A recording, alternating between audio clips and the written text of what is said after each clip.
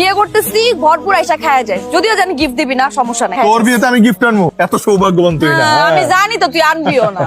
সারা জীবন তোরে যে সময় দিয়েছি এটাই এনাফ। আমি মনে হয় তোর সময় দেই না। প্রেম করছিস জীবনে? না করলে বলতে পারো, অসুবিধা নেই।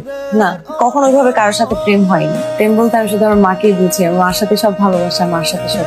আমি আপনাকে একটা কথা বলতে চাই, আমি চাচ্ছিলাম যে বিয়ের পর আমি পড়ালেখাটা চালিয়ে যাবো। বিয়ের পর তোমার যেটা ইচ্ছা তুমি সেটা করবা, তোমাকে ফুল স্বাধীনতা দেওয়া হবে।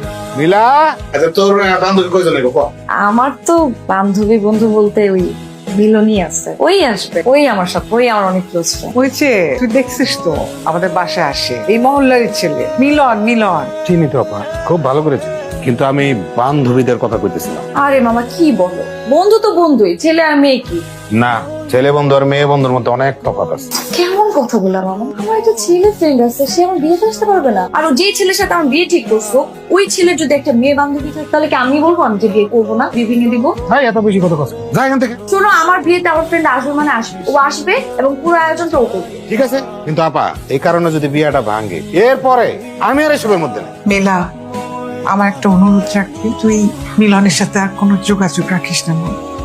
তোর বিয়ের জন্য একটা আলাদা প্ল্যান করছি, একদম তাক লাগাই দিব সবাই। শুনবি না কি প্ল্যান? তুই আমার বিয়েতে আসতে পারবি না। আরে আমারই তো আইতে হইবো, আমি নাইলে কি তোর বিয়ে হইবো নাকি? সব অ্যারেঞ্জমেন্ট প্ল্যানিং তো আমিই করতেছি। আমার মামা বলছে তোকে বিয়েতে না আসতে।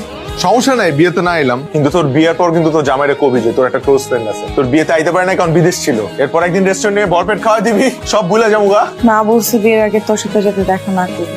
আম্মা যেহেতু নিষেধ করছে তাহলে কথা কইস না।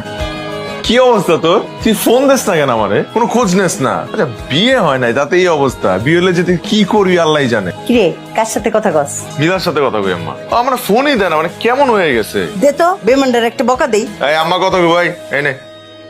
ওই কিরে বেইমান বান্ধবী, হ্যাঁ আমার ছেলেটা তোর বন্ধুর একটা ফোন দেস না, বেইমান। ওই কথা কস না কে? কিরে এটা কার ফোন? আমার? এটা আমার ফোন, 2 দিন ধরে বন্ধ, চার্জার নষ্ট। 2 দিন ধরে কইতেছে আমার একটা চার্জার কিনা দে। হ্যাঁ আজাইরা কথা কইতেছে। হ্যাঁ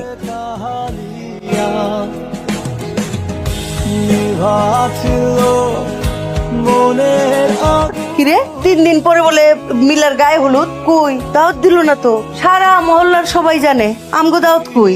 দাওয়াত দেয় না, এদের ইচ্ছা। ইচ্ছা মানে? আরে নীলার মার সাথে আমার কত ভালো সম্পর্ক, তোর বান্ধবী মিলা। আরে আজব, বিয়েতে দাওয়াত দিলে কি আমি বিয়েটা ভাঙ্গে দিতাম? আরো 2 হাত তুলে মোনাজাত করতাম মায়ের লিগা, যে সুখে শান্তিতে সংসার যেন করতে পারে।